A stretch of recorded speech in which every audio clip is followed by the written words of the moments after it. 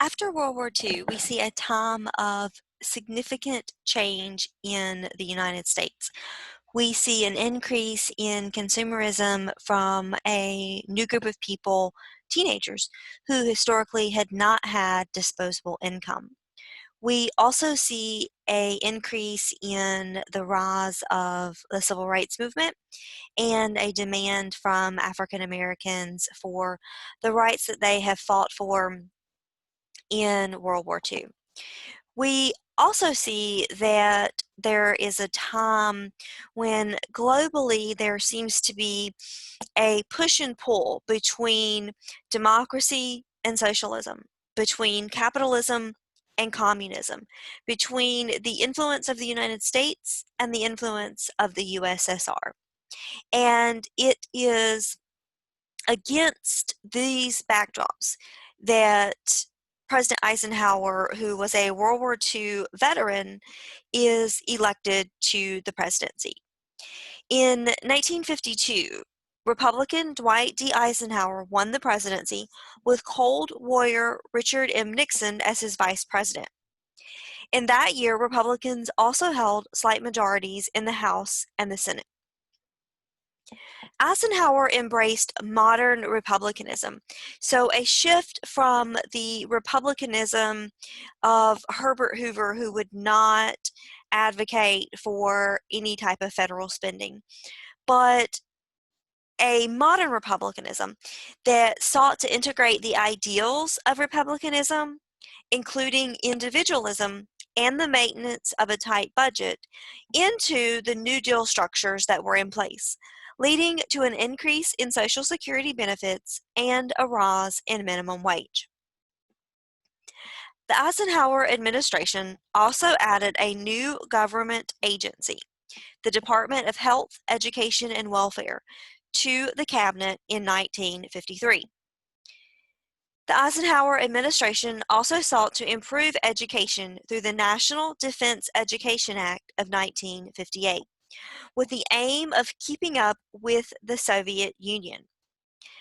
The year before, in 1957, the Soviet Union had exhibited its scientific prowess by launching the Sputnik, which was the first artificial satellite into orbit. Now, this National Defense Education Act would send a lot of federal dollars into public schools for math and science programs. Eisenhower had to work with Democratic majorities in Congress for the majority of his presidency, but he was able to forge bipartisan support for many of his proposals. Under the Eisenhower administration, Republicans worked with Democrats to pass the first pieces of civil rights legislation. While the administration was able to make some improvements on behalf of African Americans, American Indians remained excluded. Many of the reforms implemented during the New Deal were reversed. As a result, many tribes lost their federal benefits and their tribal lands were transferred to the state and local governments. Undocumented Mexican laborers were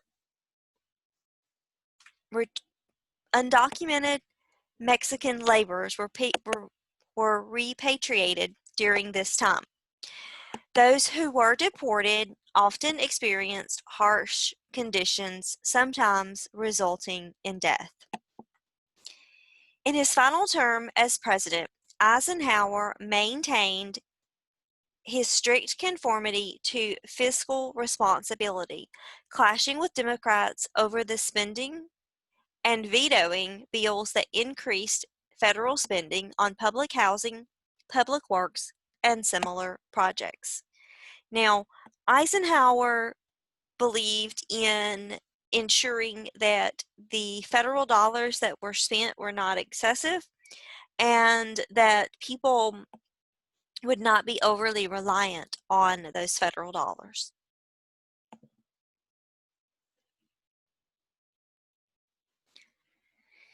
Eisenhower supported the policy of containment by dividing the world into specific regions and creating regional treaty organizations like the Southeast Asia Treaty Organization and the Central Treaty Organization. The New Look strategy emphasized the United States nuclear arsenal and kept forces on the ground around the world. It came from Eisenhower's concern about the collaboration between research universities, defense contractors, and government or military industrial complexes. The New Look strategy brought the United States and the Soviet Union to the precipice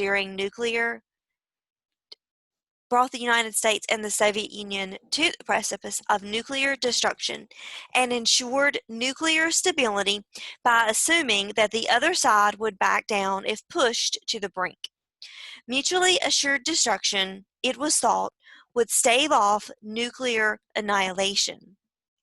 Now, what we see is the United States and the Soviet Union, or Eisenhower and Khrushchev, and they're almost, staring one another down with their fists thrown in a boxing ring, and neither is ready to throw a punch, but they are both trying to frighten the other and get the other to back down.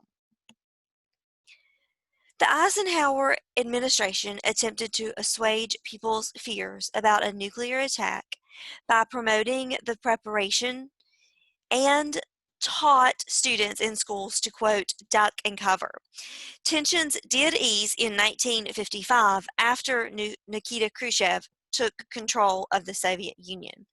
Now, what's interesting here is my mom has shared stories about when she was in elementary school and into middle school, and they would have a drill, and it would be an alarm similar to a fire alarm but a different sound.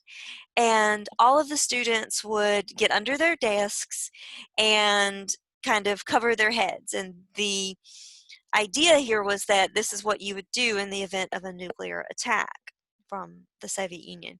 Now, what's important to understand is that there's no way that that would have saved anyone's life.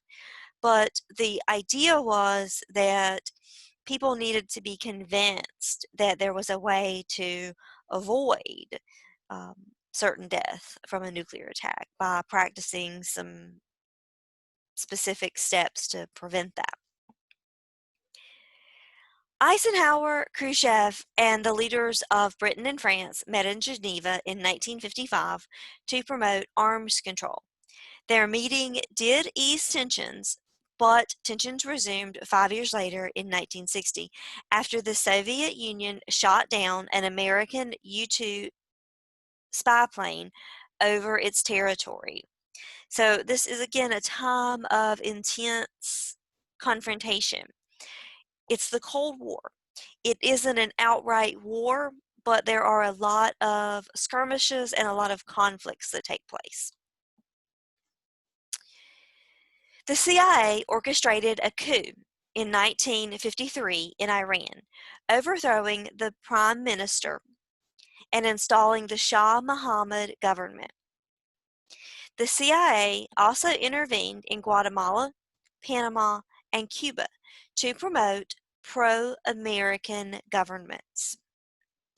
In the Suez Canal Zone, the United States and the Soviet Union spheres of influence competed for control.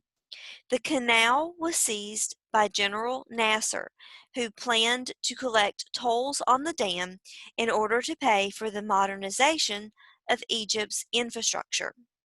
A military confrontation began, but the United Nations negotiated a ceasefire, and the Soviets ended up winning this conflict. Declaring that the president needed all available opportunities to confront communist aggression, Congress authorized Eisenhower to protect U.S. oil interests in Arab nations by deploying American forces to do so.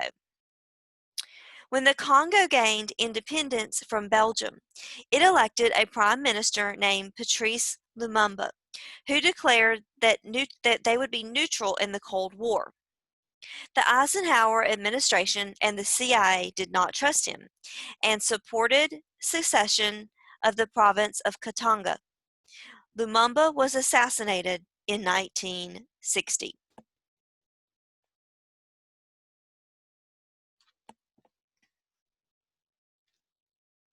Ho Chi Minh, a communist, led Vietnam and led the Vietnamese revolutionaries in overthrowing the French colonial rule in 1954. Both sides in the Cold War supported the division of Vietnam at the 17th parallel with the goal of uniting the country through free elections in 1956. Now, remember from the previous chapter that France was colonizing different parts of the world, as was Great Britain and other nations through the early 1900s. And the French had colonized this part of the world that is known as Vietnam or the French Indochina. And the people in Vietnam did not want, or at least all of them did not want, this French rule. And so we start to see people within the country trying to resist the French influence. And anytime you have a nation of revolutionaries pushing against a government that's in place, that creates a power vacuum that other nations will seek to fill. Now, fearing that if Vietnam fell to the communists, the rest of Southeast Asia would fall, Eisenhower used a domino theory to push for anti-communist control in Vietnam. Now, this domino theory was the idea that if one nation became absorbed into communist control, then all of the other nations bordering it would also become communist. Eisenhower worked to install No Dinh Diem in South Vietnam, which continued the division of the country.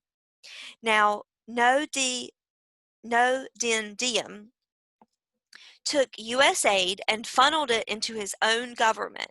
He bolstered his power, but he delayed the reforms that he had promised the United States. This, of course, increased opposition to him within the entire country of Vietnam.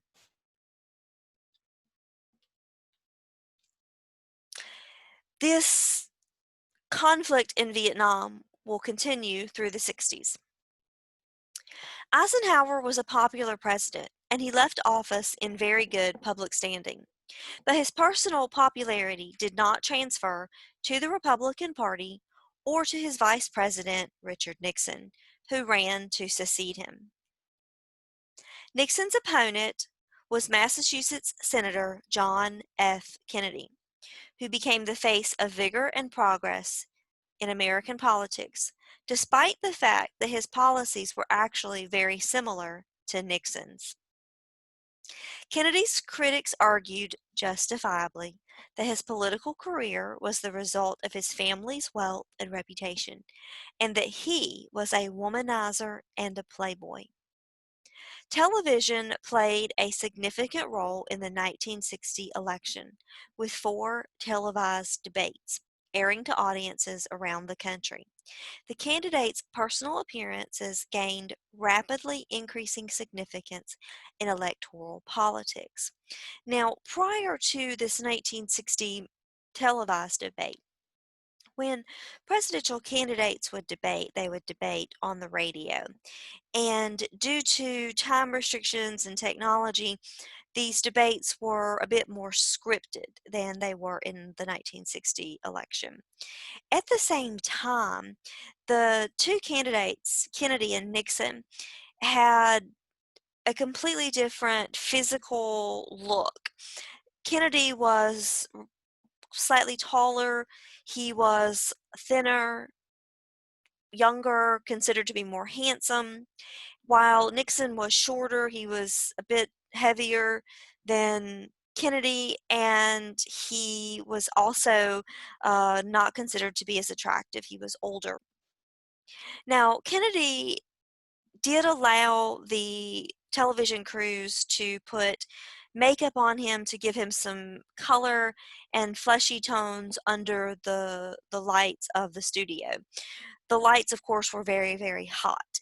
Nixon refused the makeup, and under the lights, he ended up sweating very profusely through the debates. So you had Kennedy, who was very poised, he looked very nice, he wasn't sweaty, and he was very articulate. And then you have Nixon, who was less articulate, but he was very sweaty and very uncomfortable under these lights. Now, people who listened to the debates actually believed that Nixon had won the debates. They believed that he had done a much better job of arguing with Kennedy.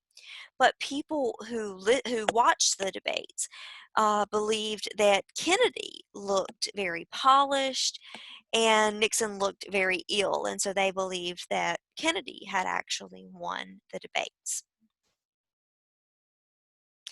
Though he had a vibrant persona, Kennedy was Catholic and faced significant prejudice in the South among Protestants, but he did win new votes for the Democratic Party in the South.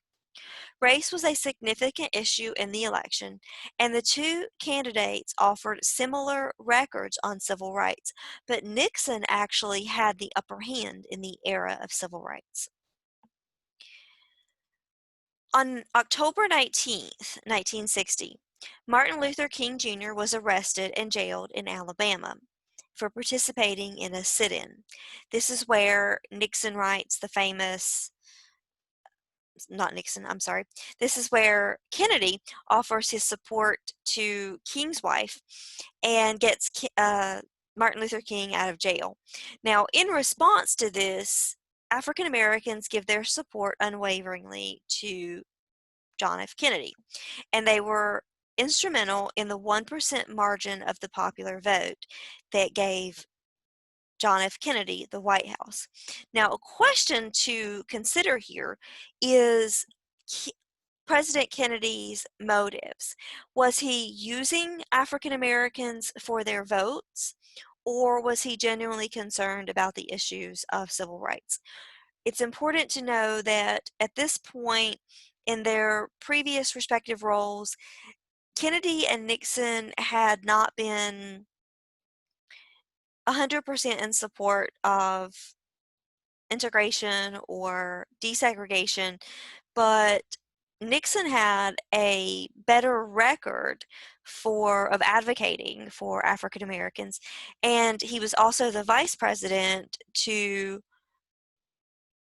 Eisenhower, who had worked with Democrats and with African Americans to implement and advocate for things like desegregation and integration in public accommodations as well as in public schools. Now, this map shows you the breakdown of the popular vote and the electoral vote. Now, Kennedy certainly did very well with this electoral vote, but notice that Kennedy, as a Democrat, is not taking all of these areas that have historically been areas where civil rights were already extended. Kennedy taking Texas, New York, states that we don't see share the same histories today. Nixon, a Republican, taking most of the North here, most of these Western areas that had typically been more favorable for issues of civil rights. It is important to make a note here that we did have an independent candidate who, although only has a very, very, very small percentage of the popular vote, does have 15 electoral votes in Georgia, Mississippi, and Oklahoma, where those votes were split in Georgia here, or Alabama here, excuse me, and Oklahoma. So again, a very tight margin, literally just a 1% here in the difference that makes up for Kennedy to win the popular vote. Here we see advertisements for young people, the consumers that teenagers had become. We see, again, kind of the middle class kids here in this car. Remember, cars give younger people freedom and independence to do whatever young people might do in cars away from their parents. Um, we also have the heading here, you're only young once. So again, we're seeing this appeal to young people to embrace being young, have fun, buy new things, um, be smooth, be cool, all of the things that were really associated with young people of the day. Um, the next image here, one of the most famous and I think important pictures of the day. And what we see here is this lady right here, um, Elizabeth Eckerd, and she is one of the 9 African American students that went into Little Rock, and this is the day that she was actually able to get into the school. And she's got on her glasses, so we can't really see her eyes. But she really doesn't, she looks just like any other student of the day going to school. She's got her books. Um, she has a kind of a determined look on her face, but she looks relatively calm. She looks very courageous in the picture. Again, we see over here the National Guard and the 82nd Airborne Division who are there ensuring that she's able to get into the school. But I think one of the most important parts of this image is not Elizabeth Eckerd, but it's this lady right here.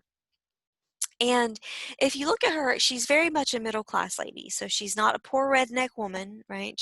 This is not um, the the image that we think of when we think of the Klansmen and the people who were advocating for keeping segregation in place. And she's very angry. I mean, look at her face. This is all anger and rage.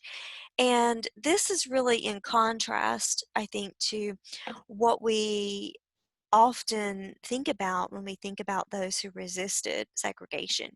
We think of the Klan, and we think of kind of the roughnecks, and we think of um, extreme violence. But it's important to understand that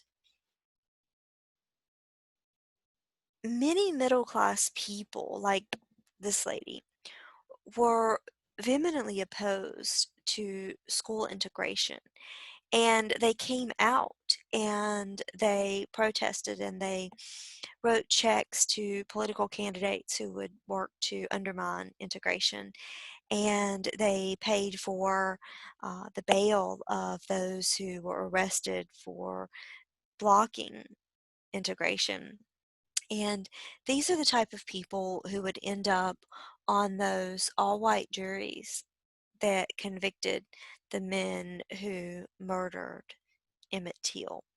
So when you think about those resisting desegregation and integration, don't dilute yourself into thinking of the Klan alone, but remember that there were people from all socioeconomic statuses and in all sorts of attire who were opposed to integration.